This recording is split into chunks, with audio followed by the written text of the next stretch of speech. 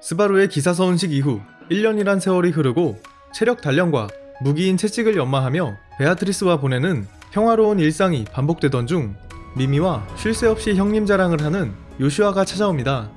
둘은 아나스타시아의 초대장을 전하기 위해 찾아왔는데 팩을 불러냄에 있어 필요한 고순도의 마정석을 빌미로 에밀리아 진영을 초대합니다. 그렇게 숨은 도시 프리스텔라로 여정을 떠난 스바루 일행. 간단한 인사 후 도시를 둘러보다 가히 릴리아나와 만나게 됩니다. 한편 에밀리아와 오토는 고순도의 마정석을 가지고 있는 가히광 키리타카와 협상 중이었는데 가히에게 손대는 스바루를 보자 키리타카가 분노해 협상은 터지게 됩니다. 이후 수상한 남자와 부딪히게 되고 다시 만나게 될 거라는 알 수 없는 말을 듣습니다. 여관으로 돌아가자 펠트 진영과 크루시 진영 사람들이 와 있었는데 여기서 빌헬름과 라인하르트가 가족이라는 사실을 알게 됩니다. 한편 라인하르트에게 강함의 벽을 느끼고 엘자의 환영까지 보이는 가필. 미미가 따라와 그를 위로하고 위험에 빠진 아이들을 구하며 자신감을 회복합니다.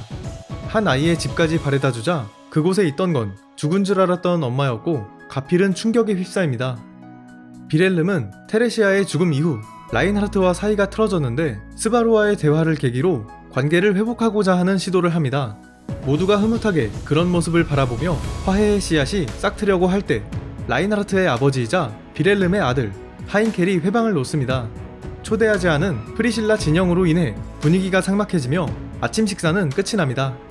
평화로운 분위기를 깬 주범 프리실라는 릴리아나의 노래에 춤을 추고 있었고 그녀를 마음에 들어하는 듯 했습니다. 펠트 진영의 라친스와 우연히 만난 광장에는 분노의 대제주교 시리우스 로마네 콩티가 있었고 감정과 감각을 공유시키는 그녀의 권능에 광장에 있던 모두가 죽으며 스바루는 1년 만에 사망 위기를 하게 됩니다.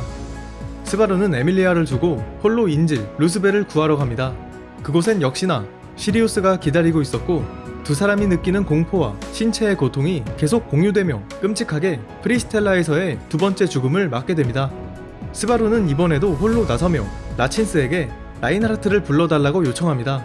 라인하르트는 손쉽게 시리우스를 토벌하지만 시리우스의 권능으로 인해 광장에 있는 사람들까지 죽어나가며 스바루 또한 빠르게 세 번째 죽음을 맞게 됩니다.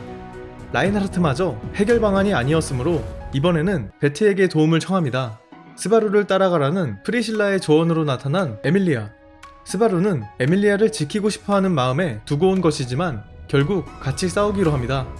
그동안 성장한 에밀리아는 시리우스에게 밀리지 않는 모습을 보여주는데 시리우스가 인지를 꺼내자 틈을 내주고 맙니다. 그때 시리우스의 공격으로부터 탐욕의 대제주교 레굴루스가 쓰러진 에밀리아를 구해내며 79번째 아내로 삼겠다고 말합니다.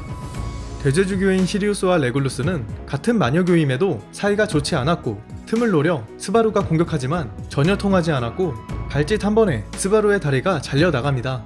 둘은 복음서의 지시를 따른다며 퇴장하고 레굴루스의 손에 에밀리아가 납치됩니다. 한편 죽은 줄 알았던 어머니 리시아 틴젤이 기억을 잃고 리아라 톰슨으로 살아가고 있다는 말을 전해 들은 가필. 가필은 혼란스러워하며 자신의 존재로 인해 리아라의 평화로운 일상을 깨고 싶지 않아 했습니다. 미미는 가필이 강한 척하는 것을 눈치채고 가필은 그런 미미에게 기대 허심탄회한 눈물을 흘립니다. 페리스의 치료로 스바루의 잘린 다리가 붙었지만 그동안 다른 사람들을 치료했던 베티는 만화 부족으로 잠에 빠져들었습니다. 스바루가 기절한 사이 세교계 대제주교 카펠라가 마녀의 유고를 요구하고 가필은 가족을 찾는 리아라에게 자신이 찾아주겠다고 말합니다. 피냄새를 쫓아가자 청사 앞에는 무수한 시체와 2명의 마녀교도가 있었고 한번 붙고 도망가자는 미미의 작전과 달리 무리하게 공격한 가필로 인해 결국 추격을 허용하고 미미가 치명적인 부상을 입게 되었습니다. 전투 가능한 인원끼리 모여 도시 청사를 탈환하기로 하고 앞서 등장했던 두 마녀교도와 맞붙게 됐는데 상당히 강한 전투력을 가지고 있었고 이어 등장한 용의 모습으로 변한 카펠라는 기이한 재생 능력을 보여줍니다. 율리우스와 크루시, 스바루는 카펠라를 뒤쫓아가고 옥상에 올라가자 그곳에는 카펠라가 아닌 폭식의 대제주교 로이가 있었습니다. 에밀리아가 깨어나자마자 레굴루스는 중요한 문제라며 처녀냐고 묻습니다. 에밀리아는 184번에게 레굴루스의 아내가 될 예정이라는 현재의 처지를 듣게 됩니다. 한편 율리우스가 로이를 상대하고 크루시와 스바루는 카펠라에게 향합니다. 도시청사의 한쪽에는 카펠라의 권능으로 변이된 사람들이 파리로 변해 있었고 카펠라는 압도적인 힘과 폭언으로 스바루와 크루시를 희롱하며 자신에게 있는 용의 피를 흘려보냅니다. 아나스타시아에게 10인회와 연락이 닿지 않는다고 말하는 키리타카. 그때 시리우스의 습격이 이어지지만 헤타로와 티비, 키리타카와 그에게 고용된 용병단 100용의 비늘이 아나스타시아의 도피를 돕습니다. 한편 하인켈은 자신의 안위를 위해 헬트를 인질로 잡고 라인하르트가 다른 곳으로 가지 못하게끔 막고 있었습니다. 상대가 자신의 아버지인 만큼 망설이던 라인하르트는 벌레를 활용한 오토의 도움으로 틈을 보인 하인켈을 제압해냅니다. 마녀교도와의 전투 도중 숨은 하나가 개방되고 스바루와 크루시는 극적으로 탈출하지만 카펠라의 공격에 스바루는 물에 떠내려가게 됩니다. 이후 카펠라는 마녀의 유골에 이어 3가지 요구를 추가로 제시하며 예지에서와 인공정령, 에밀리아와의 결혼식까지 요구하는 방송을 합니다. 스바루는 카펠라와의 교전에서 다리를 또 한 번 잃었지만 스바루의 몸에 남아있던 울가름의 저주와 용의 피의 저주가 충돌하는 과정에서 다리가 붙게 됩니다. 프리실라는 릴리아나와 함께 피난소를 돌며 사람들을 진정시키거나 아수를 소탕하면서 나름대로 도시에 도움을 주고 있었습니다. 스바루는 시리우스의 권능에 영향받는 사람들을 릴리아나의 노래로 안정시키는 것을 목격합니다. 이후 율리우스와 재회하고 같이 도시청사로 향합니다. 에밀리아는 정보를 얻기 위해 몰래 방 밖에 나가 레굴루스와 카펠라의 대화를 엿듣습니다. 레굴루스가 자리를 비우고 방 안에 잠입한 에밀리아는 갑자기 반응한 대화경에 당황하지만 대화경 속 상대는 다름 아닌 알데바란이었습니다. 알데바란은 수문을 열어 자칫 위험할 뻔했던 마녀교도와의 싸움을 중단시킨 장본인이었고 에밀리아는 자신이 알고 있는 정보를 스바루에게 전해달라며 알에게 부탁합니다. 184번은 에밀리아가 방을 비운 사실을 알았지만 레굴루스에게 보고하지 않았습니다. 에밀리아가 돌아온 이상 184번은 더 이상 저항할 힘이 없었지만 그 순간 방송을 통한 스바루의 연설이 들려옵니다. 스바루의 연설은 자연재해와도 같은 마녀교의 존재 앞에서 무력감에 빠진 프리스텔라의 모든 사람들에게 서로가 서로를 의지하며 그들에게 저항할 의지를 얻게 해줬습니다.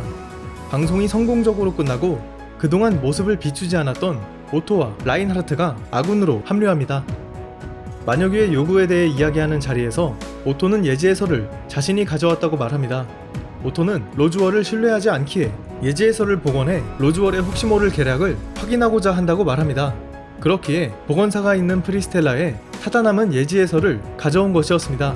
예지해서의 회수는 오토가 맡게 되고 크루시는 용의 피의 저주와 싸우며 스바루를 돕기로 합니다. 방에서 나오자 비렐름은 두 마녀교도에 대한 정보를 알려주며 한 명은 8팔 쿠르강, 다른 한 명은 자신의 아내 테레시아라고 말합니다.